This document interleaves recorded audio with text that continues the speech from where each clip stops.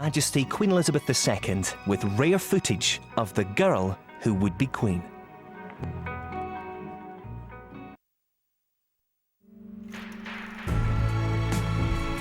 Tonight we're taking you on a journey into the private world of a princess. We've obtained astonishing and never-before-seen images dating back 80 years, filmed by her own mother and father. It's the untold story of a childhood lived behind palace gates and in royal gardens. But now, for the first time, we've unlocked the royal family's private film collection to bring you an unprecedented glimpse into the early life of the girl who would be Queen.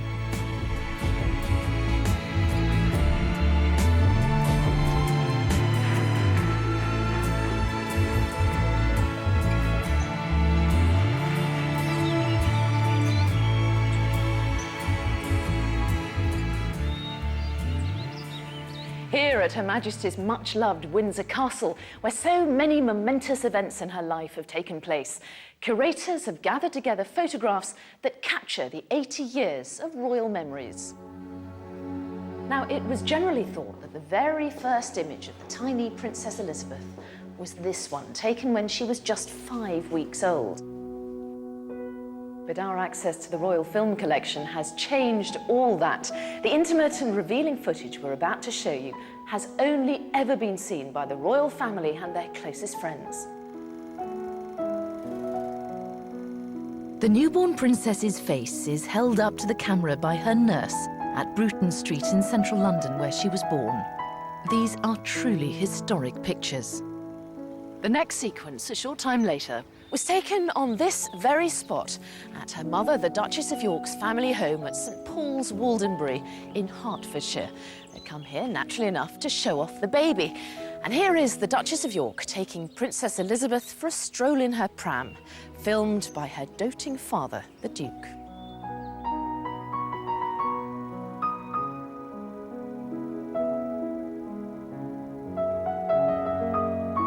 And next, the proud grandparents, the Earl and Countess of Strathmore, take a turn wheeling the pram. And further enchanting images with her mother and her nanny, Clara Knight, who she called Arla. Arla is remembered fondly by the Queen's cousin and lifelong friend, Margaret Rhodes. She was actually originally your nanny, was she not? Well, yes, she was. For a short time, she was my nanny, till I was 10 months old. She was then whisked away to look after the little York babies, which was sad for me, but nice for them. And remained with the family as a sort of, a beloved friend of all and sundry. She was always Lilibet, wasn't she? She was called Lilibet, yes, that was how Elizabeth, I suppose, when she was little, how she pronounced Elizabeth became Lilibet. Princess Elizabeth came back here throughout her childhood. This is the rocking horse that she and Princess Margaret used to play on. And as she grew up, her height was marked on this wall. Here's Lilibeth in 1931, when she would have been 5. A year later, in 1932, and here's Princess Margaret in May 1939. And moving right up, here's Lilibet too in May 1939. And then just a few inches above, 1952, 13 years later, the Queen. Records of family life never filmed before. Soon after the princess's birth, the call of duty intervened for the Duke and Duchess of York. They had to open Parliament in the new Australian capital, Canberra. So Princess Elizabeth, here being taken for a turn by Arla, was looked after by her grandparents, King George V and Queen Mary, at Buckingham Palace. She quickly became the royal favourite. One of Elizabeth's triumphs was her conquest of George V. George V has been described as never very close to his own family, but he was totally overcome by Princess Elizabeth. He would go down on his hands and knees and crawl like a dog, while the princess pulled his beard. But if she could do that to George V, she was out of the ordinary. When the Duke and Duchess returned from Australia, they were overjoyed to be with their baby daughter again. And in our next glimpse of the unique royal archive, Princess Elizabeth is now just beginning to toddle.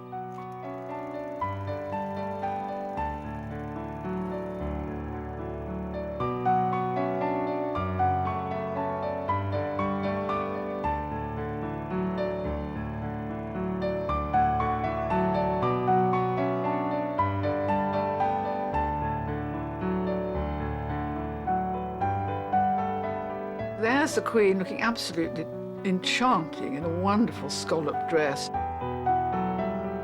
I can see poor Queen Elizabeth being told by the Duke, oh, now, you know, take her up again and down again. I want some more photographs. And they go up and down, up and down.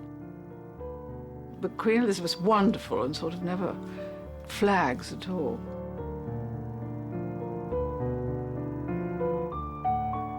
Her father, when she was surprisingly young, once mentioned to her friend, you know, she reminds me of Queen Victoria. Here we see her as a toddler, literally learning how to walk. The royal family always remarked from an early stage what a determined young woman she was. And here in her shiny shoes, we see it in the very earliest months. What a dogged little person, how determined.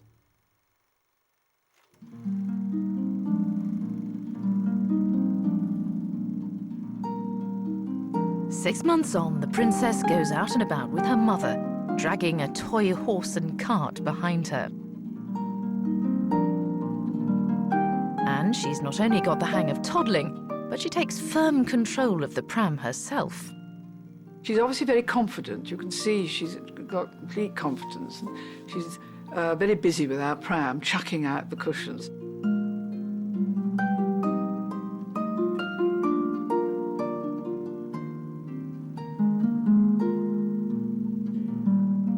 The Yorks didn't worry too much that they didn't have a boy, because they felt whatever happened, this little girl was going to do it right.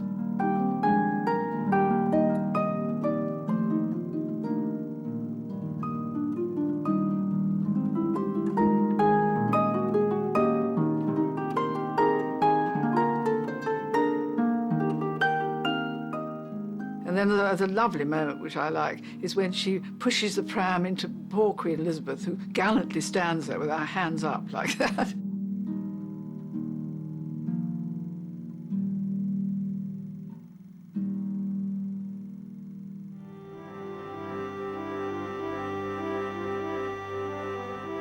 In August 1930, celebrations at Glamis Castle in Scotland, where a sister and playmate for Princess Elizabeth was born, Princess Margaret Rose.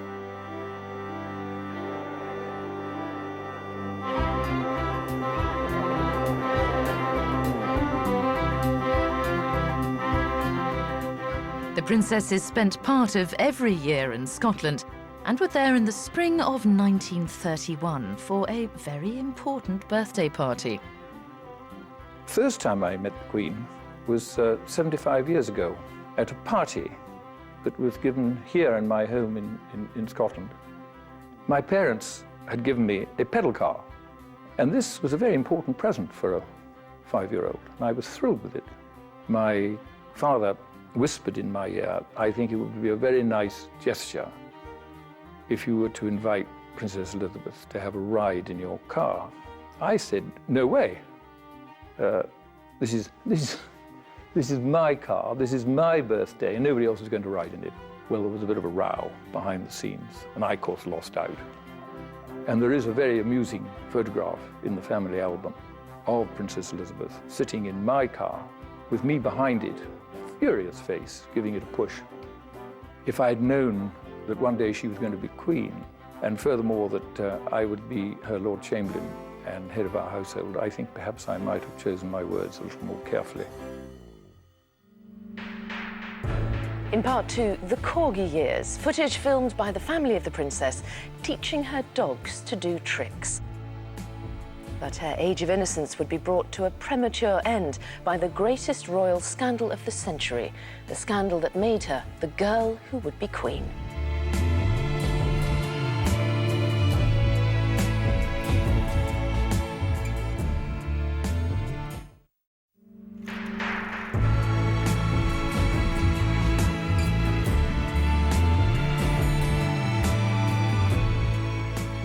To the outside world, the royals can sometimes appear to put formality before fun.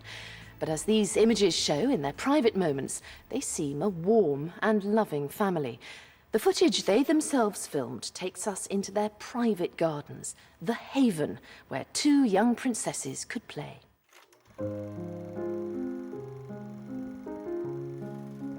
The bond forged in childhood, so clearly visible in these images, was to stay with them throughout their lives. The Queen, I remember, was very protective towards Princess Margaret and always saying, "Where's Margaret? Is Margaret?" You know, always had a lookout, you know, to see that Margaret was all right. Lady Glenconner has known Princess Elizabeth and Princess Margaret since she was a child. This is when the Queen and Princess Margaret came to Holcombe, which was my family home, and I'm sort of being frightfully shy and sort of looking away, and Princess Margaret's gazing at my feet. And when I asked her, "Ma'am, why are you looking down like that?" she said, "Well, Anne, you were wearing silver shoes." And I was so jealous.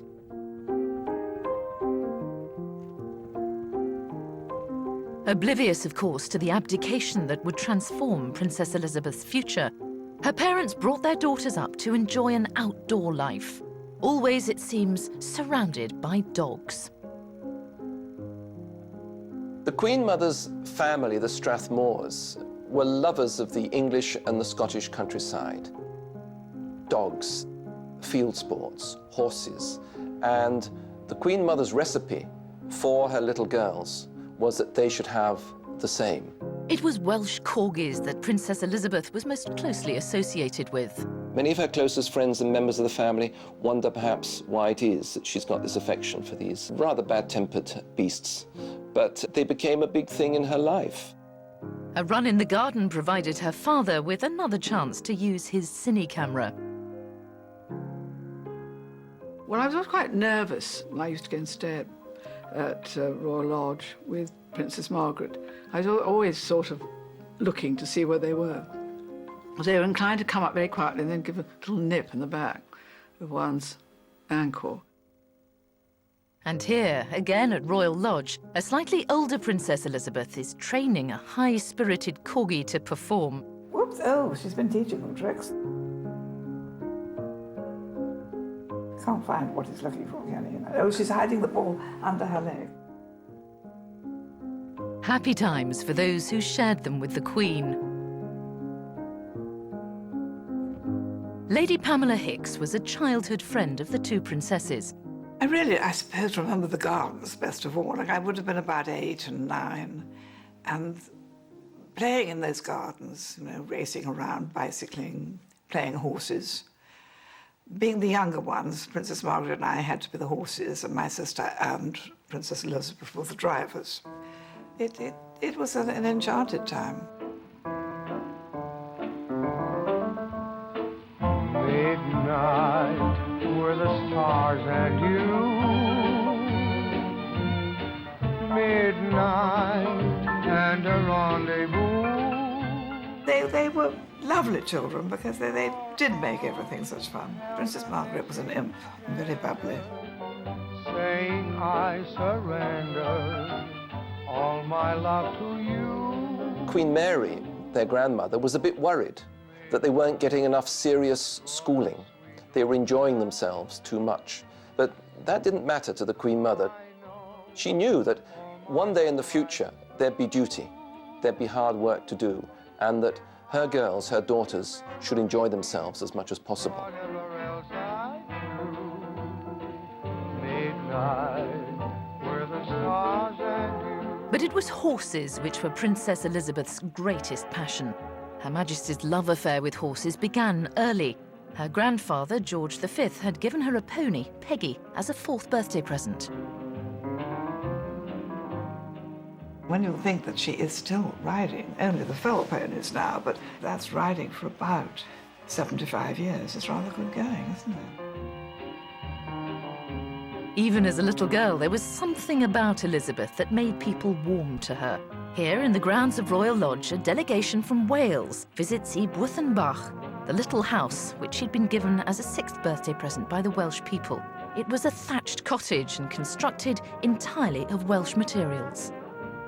Great moment came when the Welsh house was given to them, because that was the most marvellous present anybody could ever have. Because when you were about 8 or so, to have a door handle that was, you know, a proper size for one, instead of reaching up to get hold of it. And it was just perfection. And they had a perfect little kitchen in it. We could have tea in it. It was dreamlike. They had a proper little stove, and they used to be able to cook things, and a little sink for washing up. And they sort of Marie Antoinette, they sort of played houses. One played at being a little housewife, you know, because it had all the ingredients that one needed in a house. It had a kitchen and a bathroom and a bedroom and a sitting room, and so one could have lovely make-believe games. Was it a carefree sort of time when you look back on it? Yes, completely. I don't think anybody looked at all to a sort of grey future. Sun shone on one's life, or seemed to shine on one's life every day. The royal family were by now filming in colour. But shadows of sadness and worry were soon cast over those sunlit days of childhood. Sadness at the death in 1936 of her beloved grandfather, George V, the man Elizabeth called Grandpa England. Worry about the future as the seismic events of the abdication crisis unfolded. Her young uncle David became King Edward VIII. He was initially immensely popular. But when his affair with American Wallis Simpson became public, the fairy tale began to unravel. His determination to marry her, divorcee, meant, as head of the Church of England, he had to abdicate. And that in turn meant kingship was thrust onto his younger brother, the Queen's father.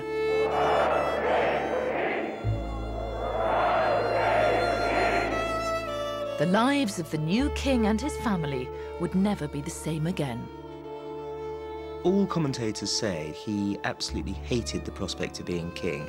And in fact, we know that just a couple of days before it happened, he went to see his mother, Queen Mary, and cried on her shoulder. A life that was enjoyable and fulfilling would suddenly have the most tremendous weight, the weight of the world's largest empire, had come down on his shoulders. So there's no doubt at all that the abdication was not a happy time for the princess's family. The rest of the family found it hard to forgive the man, who was now the Duke of Windsor, for putting his own personal happiness before his duty. I think that later, the Queen Mother really sort of blamed him rather for the king's early death. I think if the king hadn't become king, he could have easily lived much longer. Princess Margaret turned to her elder sister and said, "So I suppose that means that you're going to be queen?" And she later said that the Queen answered, "Yes, I suppose it does." And they never mentioned it again.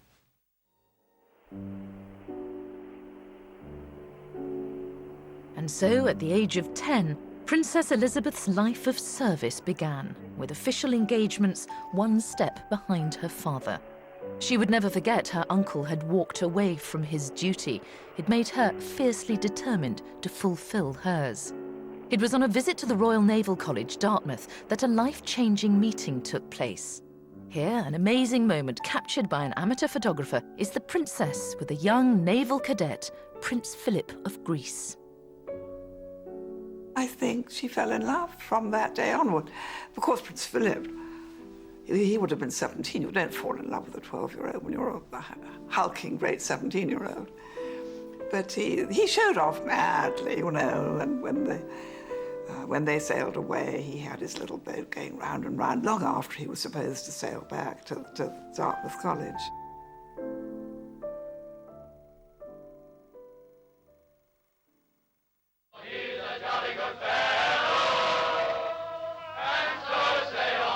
The romance would only take wing some years in the future, but only a month later, cameras followed the young princess and her family to Scotland. While there, they visited the summer holiday camp the king had started when Duke of York, filmed in this rarely seen footage in August 1939.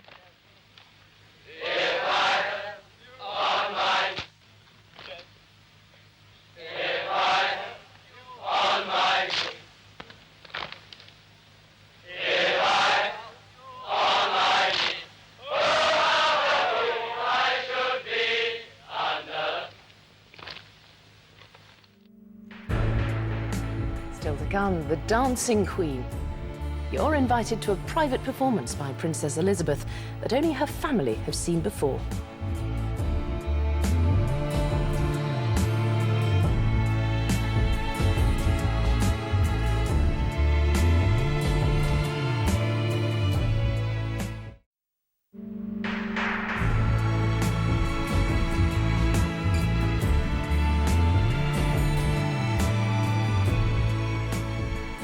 The blackness of war lay just over the horizon, but the vibrant family life of Princess Elizabeth continued unaffected for a while, captured by a new colour cine camera.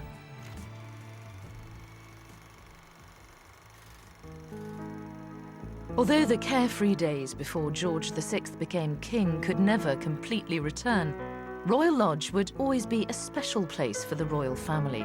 A place where they could be themselves, out of the glare of public attention.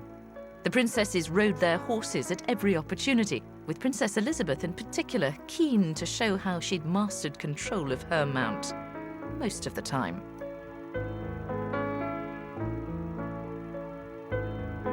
In winter, the princesses were no different to thousands of other children, getting out their toboggans to go sledging in the drive, with Mum, Queen Elizabeth, watching.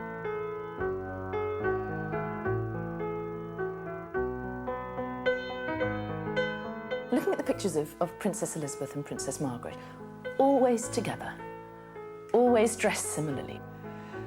Well, as the king said later, just we four, you know, they were such a perfect little family.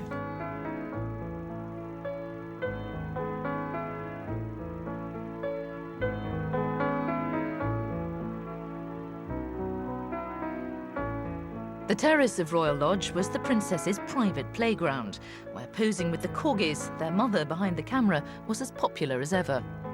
The Queen Mother was absolutely brilliant in keeping life fun for the children, regardless of what was going on outside world. She managed to keep life on a very even keel.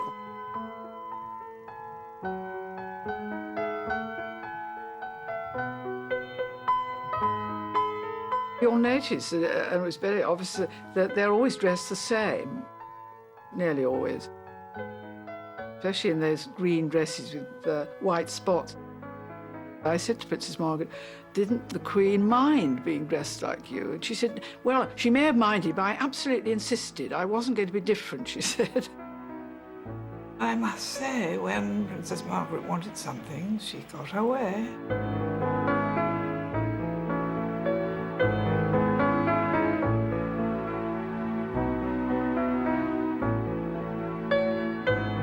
When they were children, they would dance.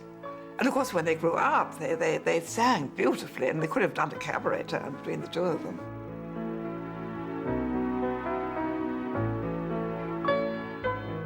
The Queen was a wonderful mimic and told sort of lovely jokes and, you know, used to roar with laughter. I mean, that was a very different side of her. The public don't see that side of her very often.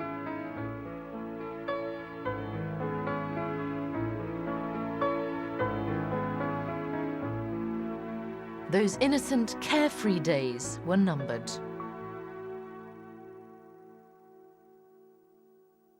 The terrible ordeal of war smashed the hopes of millions and wrenched British families apart. As this rarely heard broadcast of the 13-year-old Princess Elizabeth shows, she was quite aware of what other families were enduring. Thousands of you in this country have had to leave your homes and be separated from your fathers and mothers. My sister, Margaret Rose, and I feel so much for you, as we know from experience what it means to be away from those we love most of all.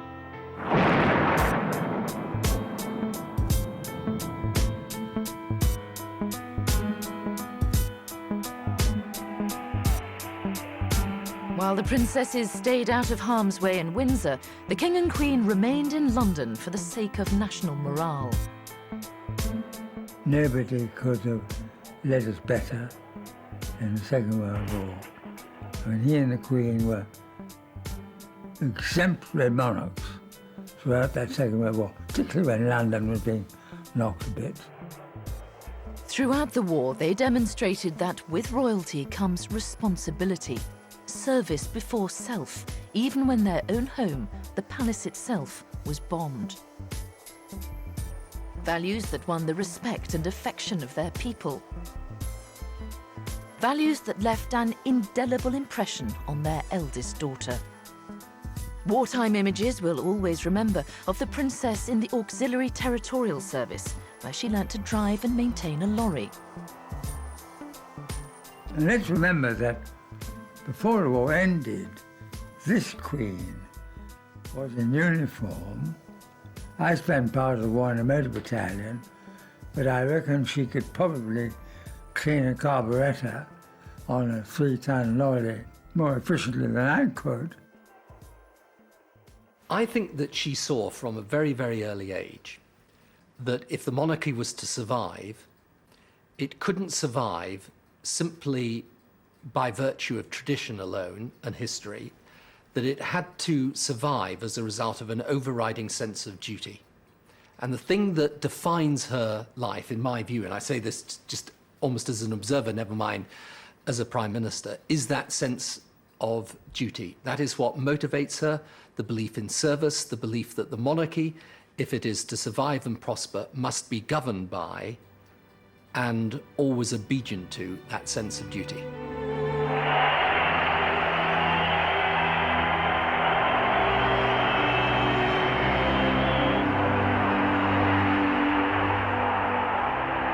Today is Victory in Europe's Day.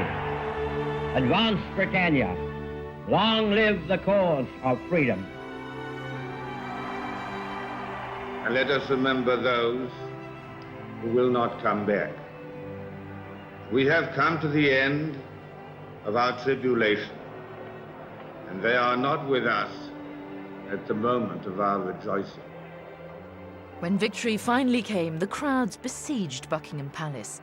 The princess took her place on the balcony in uniform, proud to have been part of the war effort like millions of her countrymen and women, and demonstrating her admiration and affection for the armed forces, sentiments that have lasted throughout her life. And somewhere amongst these ecstatic crowds were the royal princesses who sneaked past the gates of Buckingham Palace to join in the celebrations. With the war at last over, lives that had been placed on hold could move forward again. The future had seemed a faraway place. Suddenly there were opportunities to be seized for new beginnings and for romance. Princess Elizabeth, as we shall see, seemed determined to have her share of both. Princess Elizabeth was excited about being a bridesmaid with her sister at the wedding of Lord Mountbatten's daughter, not least because one of the ushers was to be Prince Philip. He first offers to take Margaret's coat. And then it's Elizabeth's turn, as she and Philip hold one another's gaze in what seems to be a moment of attraction. He, of course, really looked like a kind of Viking god, you know, very tall, very blonde, marvellous looking. All the girls in England were in love with him. He saw a great deal of her, of course. Whenever he had leave, he went down to Windsor and he watched her in the pantomimes and things like that. But she was steadfast, I think, all those years. And then, of course, when she blossomed into a very beautiful young woman with that dazzling complexion, and so he fell too.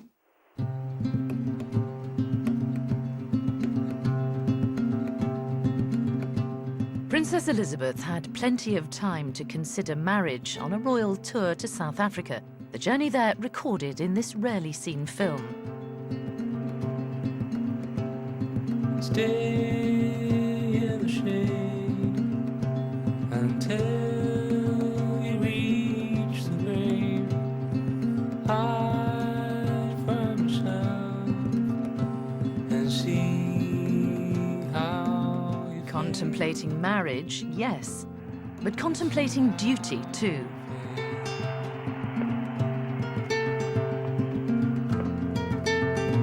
Princess Elizabeth turned 21 at the end of the tour, and to mark the occasion, she made perhaps the most famous speech of her life, dedicating herself to the duties that lay ahead of her.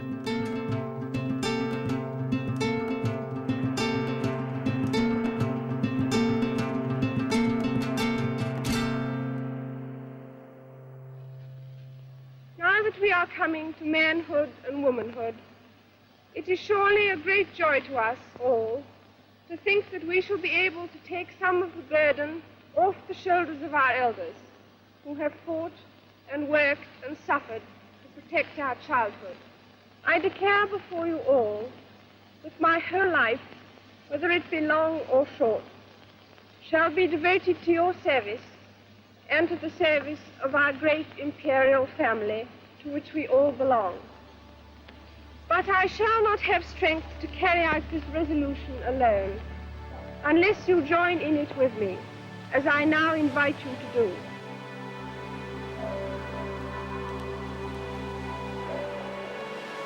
I think she spotted from a very early age, which is why those early speeches are so remarkable in a way, that if the monarchy was to survive in a different and modern age, if it was to survive in a 21st century very, very different from the time her mother grew up in, then it had to be that imbued with that sense of service throughout. And I think, in a way, that's what I mean by saying that she actually had a very clear view that the modern role of the monarchy should be that unifying force in service of the people. But on the royal family's return on HMS Vanguard, the young princess was not only contemplating commitment to the nation, but also to her young naval officer.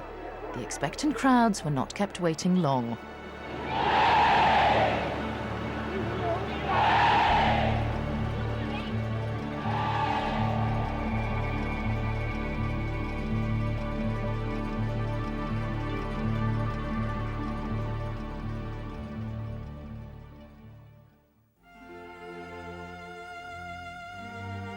But I remember the announcement very well. I mean, we were all mad in love with Prince Philip. He was so good looking.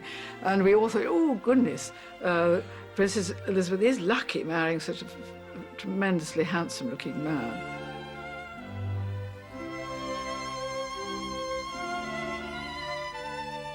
So for the wedding, that very handsome bridegroom in his naval uniform and this beautiful bride, it was fairy story stuff.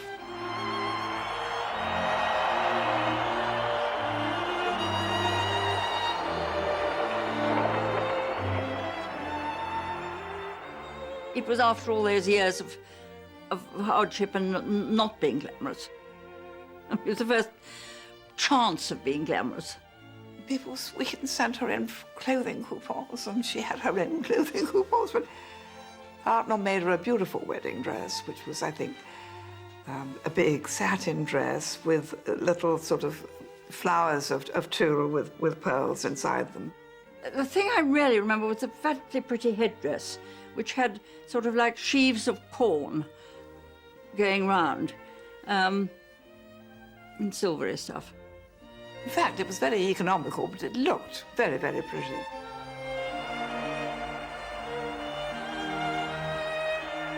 It was the first time that the princess had been truly centre stage, taking the lead in such a magnificent national pageant. It was a role that she would have to grow used to. An even more historic public occasion was to come, the coronation. Television would be invited to broadcast the ceremony for the very first time. But behind the scenes, home movie cameras were recording events as only the royal family saw them.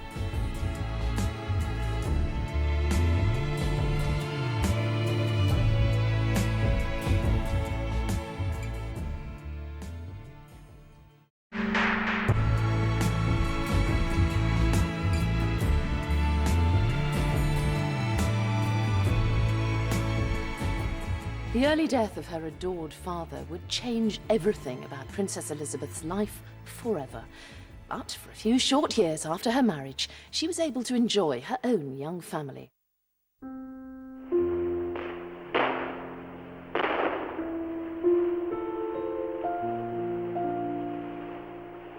Her son and heir, Prince Charles, was born in 1950.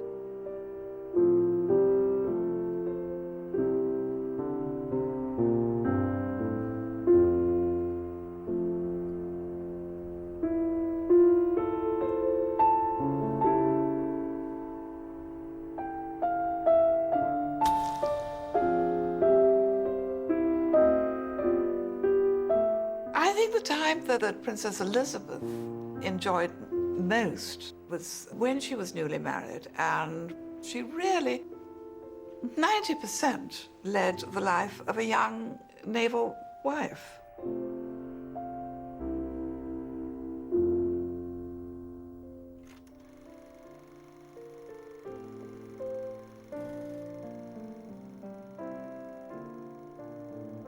As Charles grew up, his life was captured for the family collection.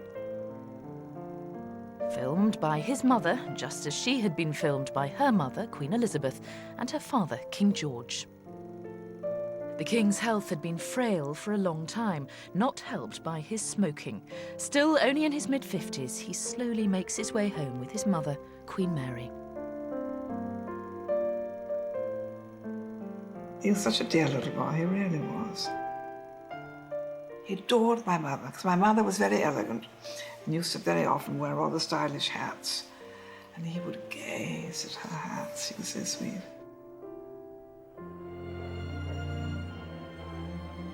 A sister for Charles, Princess Anne, arrived 2 years later. The family was complete.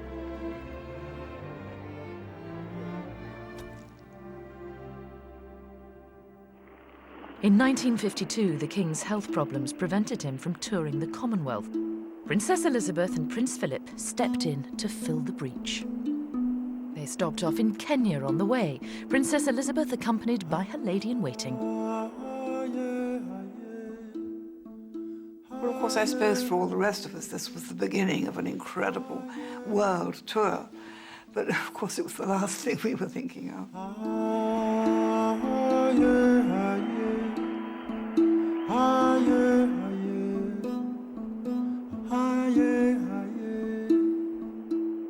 Went to this place called Treetops, which now is quite a big place, but then was a sort of shack up in this giant fig tree.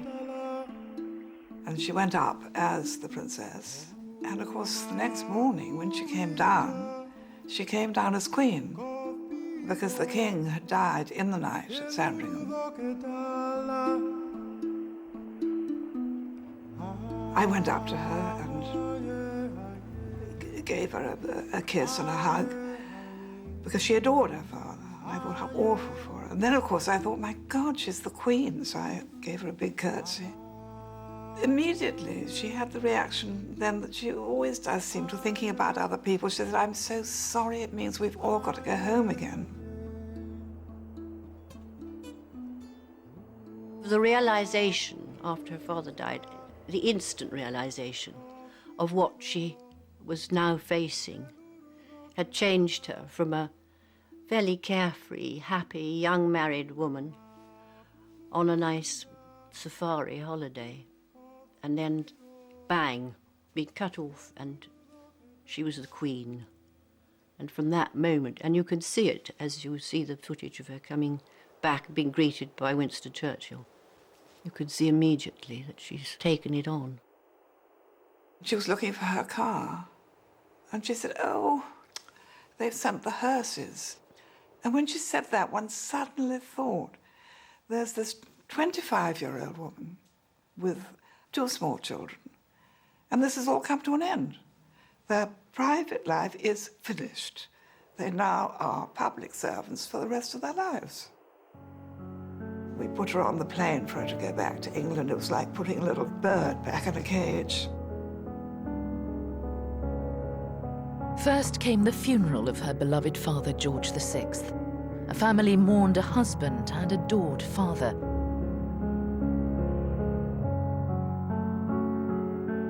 The nation mourned a king who had led them through so much.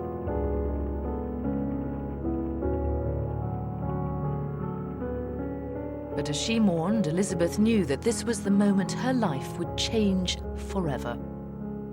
The mantle of monarchy would now fall upon her young shoulders. 18 months after she became queen, the coronation, a ceremony sacred to her, where she would make her vows to her people before God. Cameras filming for the royal family's private film collection were capturing a surprisingly relaxed scene inside the palace. Final costume adjustments before the Queen embarks on the historic journey to her destiny. These pictures show the preparations as only the royal family and their friends have seen them until now. The Queen looking remarkably relaxed as she heads towards the palace courtyard. Then out onto the portico where her carriage awaits. This time the private footage is in colour, showing the Queen climbing inside the coach for the journey to Westminster Abbey.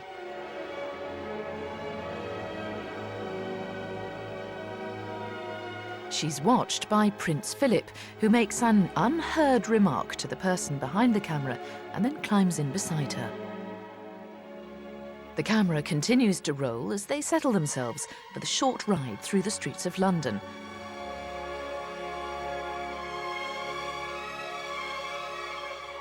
A moment of reflection, too, at the start of this momentous day.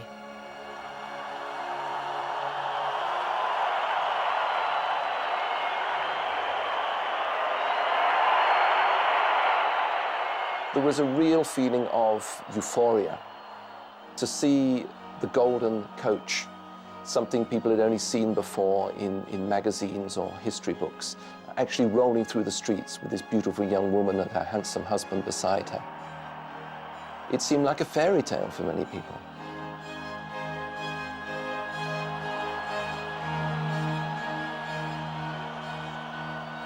For those taking part, the anticipation and excitement were rising as the royal party arrived at the Abbey.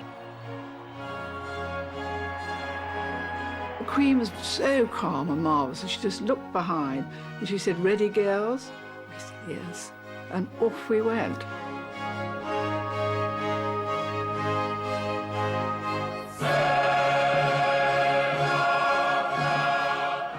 We were obviously concentrating very hard, walking the right way, and I just felt this is absolutely extraordinary. I mean, it was like a medieval tapestry.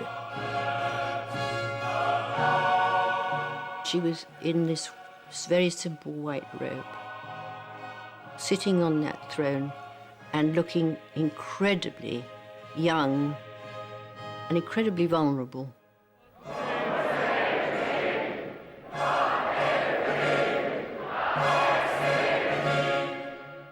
We had to stand for hours and hours during the coronation, and I, in fact, at one point felt rather faint.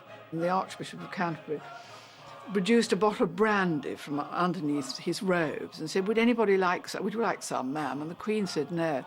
And then I think he saw my rather green face, and he said, "I think perhaps a little drop for you might be good."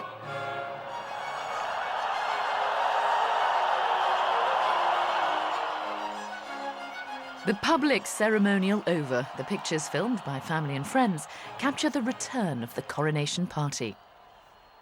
I remember watching everybody smiling, and then behind that came Princess Margaret looking so sad. And I remember asking her afterwards, I said, "Ma'am, were you feeling so? You look sad." And she said, "Yes, I am, because you see, I'd lost my father.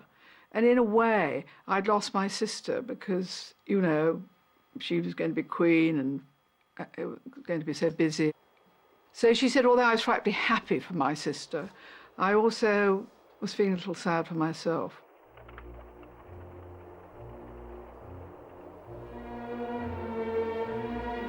After the pomp and ceremony of the coronation, a special moment, a homecoming for a queen.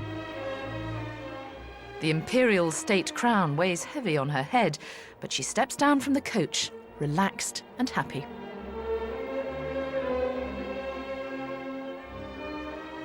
As you could see, we arrived back and everyone was just sort of, phew, we've done it. She was, as you could see, smiling and also feeling a huge sense of relief. We were so relaxed then, and I'm afraid I trod on the Queen's train. I got the frightful giggles. Luckily, it didn't matter there, but I think that had happened during the service. I mean, I would have been sent immediately to the Tower of London, I should. Then we were all photographed by Cecil Beaton. Against all that, little Prince Charles and tiny Princess Anne. Yes, they were having a lovely time, pulling at the train and wanting to join in, obviously. And there's that wonderful photograph of them. Yes, playing peep-bo. Very sweet. Just putting one hand on the shoulder to... Yes, just it. quiet.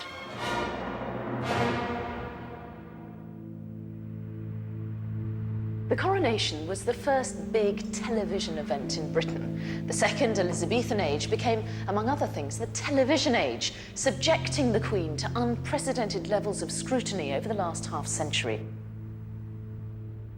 But the success of her reign was perhaps forged in her happy, stable childhood. A childhood recorded forever in a private collection of pictures of the girl who would be queen.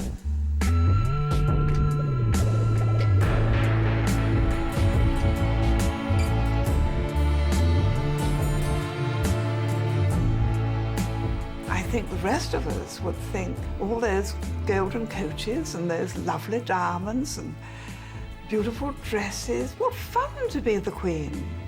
For a day and an evening, yes, absolutely, but for a lifetime, I think we would all really, really fail at the first fence, but she has carried through.